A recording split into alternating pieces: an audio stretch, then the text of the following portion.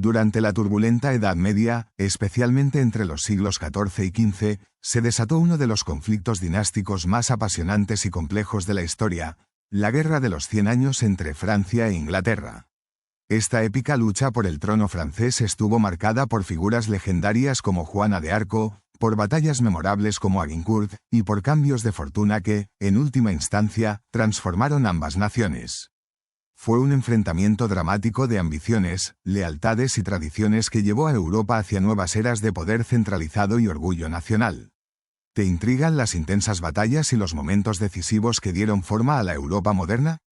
Sumérgete en la historia de esta feroz rivalidad medieval y descubre cómo cambió para siempre el rumbo de la historia. Los orígenes de la disputa por la sucesión en Francia comenzaron hace siglos, cuando las diferentes reclamaciones al trono se cruzaron y se profundizaron, dando lugar a largas guerras y tensiones que marcaron la historia del país. En el año 987, la dinastía de los Capetanos fue fundada con Hugh Capet, quien fue elegido en respuesta a la fragmentación del poder carolingio.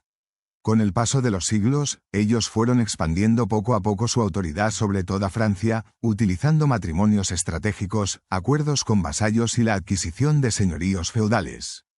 Esta consolidación territorial sentó las bases de una monarquía centralizada, aunque el sistema feudal seguía en auge, creando un mosaico de vasallos semisoberanos.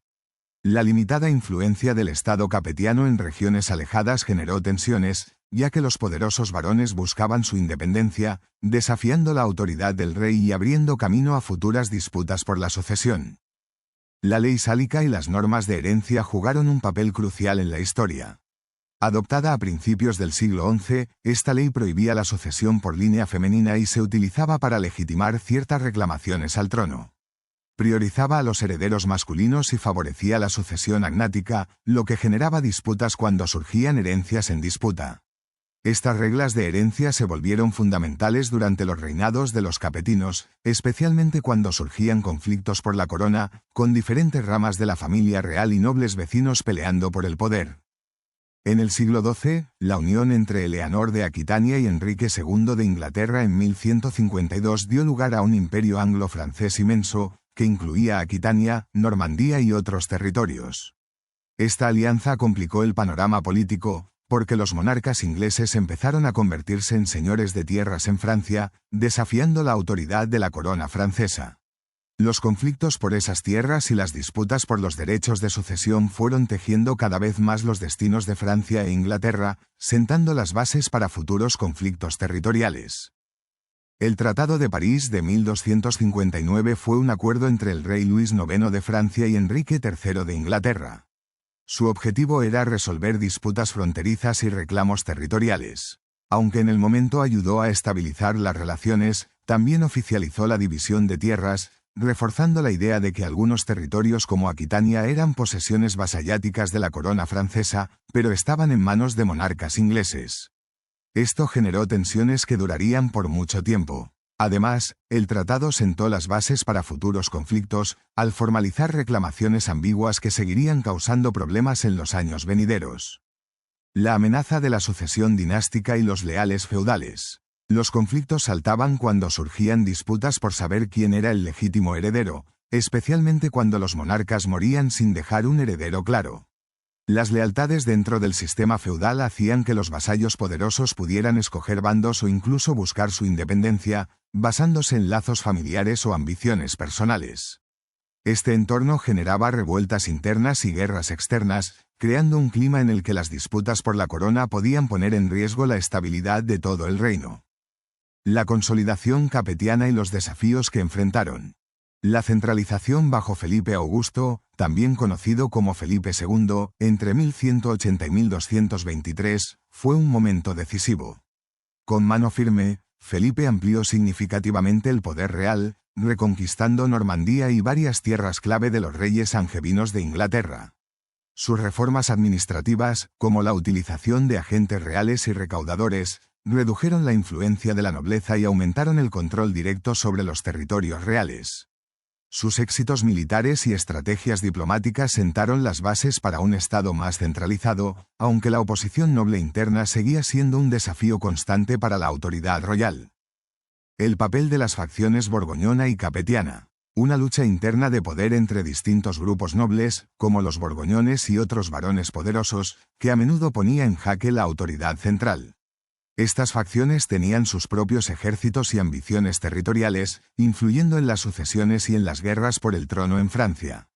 Los reyes capetinos solían apoyarse en alianzas y matrimonios para neutralizar o integrar a estas facciones en su reino. Las guerras anglo-francesas por territorio se intensificaron durante los siglos XII y XIII. Conflictos que surgían por reclamaciones territoriales superpuestas, alianzas matrimoniales y las ambiciones de monarquías y nobleza.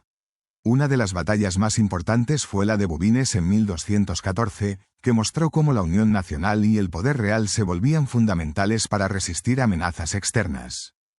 La consolidación del poder real en Francia alcanzó su auge durante el reinado de Felipe IV, entre 1285 y 1314. Fue una época en la que la autoridad del rey se reforzó notablemente, suprimiendo privilegios nobles, creando los estados generales y unificando las leyes. Estas reformas buscaron fortalecer el control de la monarquía tanto en los conflictos internos como en la diplomacia exterior, sentando las bases para futuras disputas por la sucesión y las reclamaciones territoriales. La influencia de la política y las alianzas papales, la Gran Cisma de Aviñón, que tuvo lugar entre 1309 y 1377, dejó una huella profunda en la política francesa. La Iglesia actuaba como un actor político, apoyando o desafiando la autoridad real. Las alianzas del papado con los duques y reyes de Francia, así como su influencia en disputas por sucesiones, como la elección de nuevos papas, afectaron la estabilidad interna y alimentaron conflictos externos. Todo esto demuestra el papel clave de la Iglesia en las luchas feudales y dinásticas de la época. La Guerra de los 100 años, ¿qué la provocó y sus etapas principales? Orígenes del conflicto, el Tratado de París de 1259 y la disputada sucesión. La tensión empezó a escalar cuando Eduardo III de Inglaterra reclamó el trono de Francia a través de su madre, Isabel de Francia, desafiando la ley sálica que prohibía la sucesión por vía femenina. La muerte de Felipe IV de Francia en 1314 dejó el trono vacante, y las disputas por quién era el legítimo heredero encendieron la chispa del conflicto, con ambos lados defendiendo sus derechos. Además, las ambiciones territoriales se cruzaron, especialmente en Aquitania y otras tierras francesas que estaban en manos de la corona inglesa. El asedio a Calais y las primeras batallas, 1346 a 1359, marcaron el inicio de una guerra que estuvo llena de momentos decisivos. En 1346, la batalla de Crécy cambió el rumbo con una victoria sorprendente de los ingleses y un año después, en 1347, lograron tomar Calais, asegurando su dominio en la costa norte. La incorporación de los arqueros con arco largo revolucionó la forma de guerrear y estas victorias fortalecieron las reclamaciones inglesas. En 1360, se firmó el Tratado de Calais, que reconocía los avances territoriales de Inglaterra, pero la guerra no terminó allí, pronto volvió a estallar por disputas sin resolver sobre la soberanía y la sucesión. El Tratado de Arras de 1360 fue un momento clave que logró detener temporalmente los enfrentamientos entre Inglaterra y Francia. Pero en esos años, las alianzas políticas cambiaron constantemente. Francia fortaleció su relación con Borgoña, mientras que Inglaterra atravesaba una etapa de agitación interna, como la rebelión de los campesinos en 1381. La Guerra de los 100 años no fue un conflicto continuo.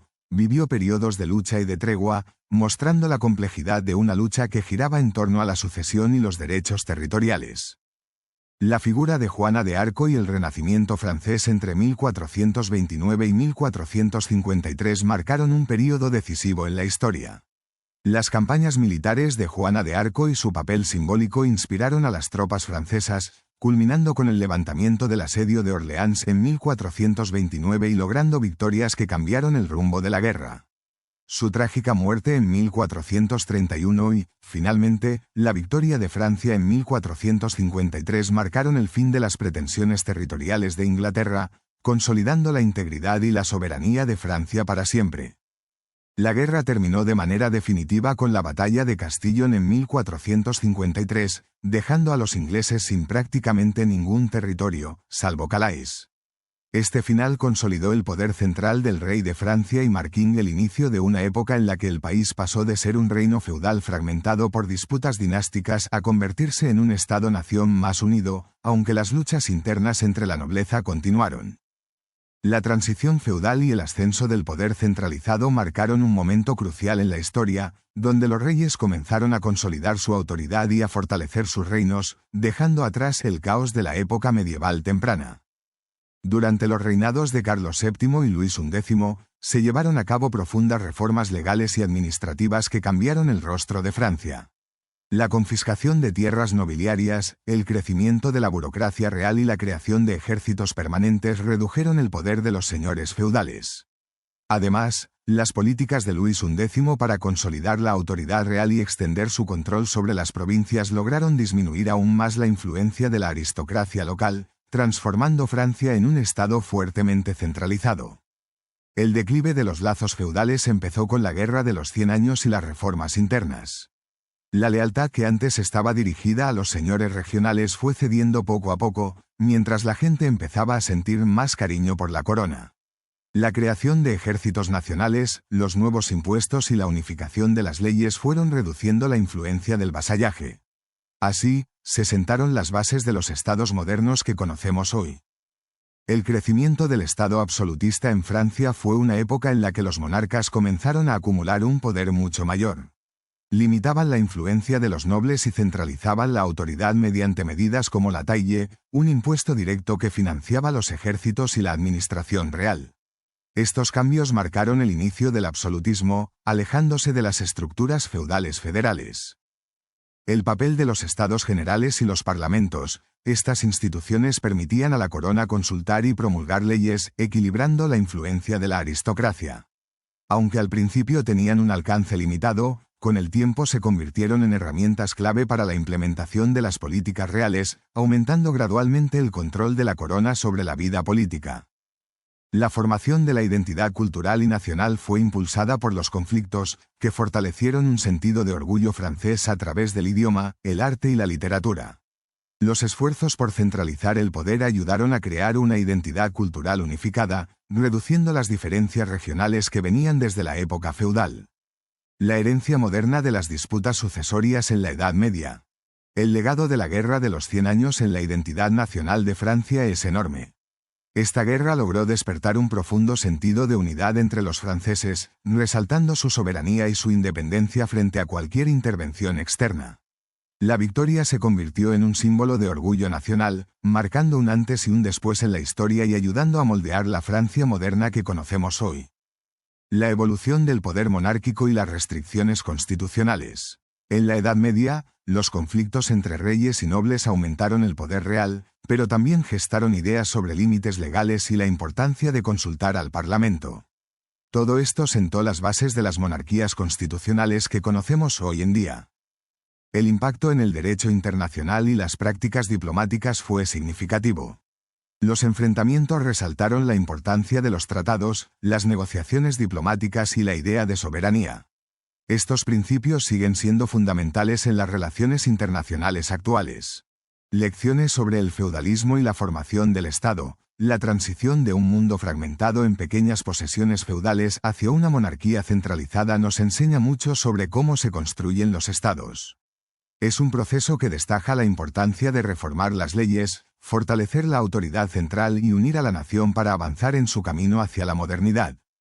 Las innovaciones en la guerra, como el arco largo y los ejércitos permanentes, junto con el papel cada vez más importante de los monarcas, marcaron un antes y un después en la historia. Estas ideas influyeron profundamente en la forma en que se han organizado los ejércitos modernos y en el equilibrio de poder entre los gobernantes y sus pueblos.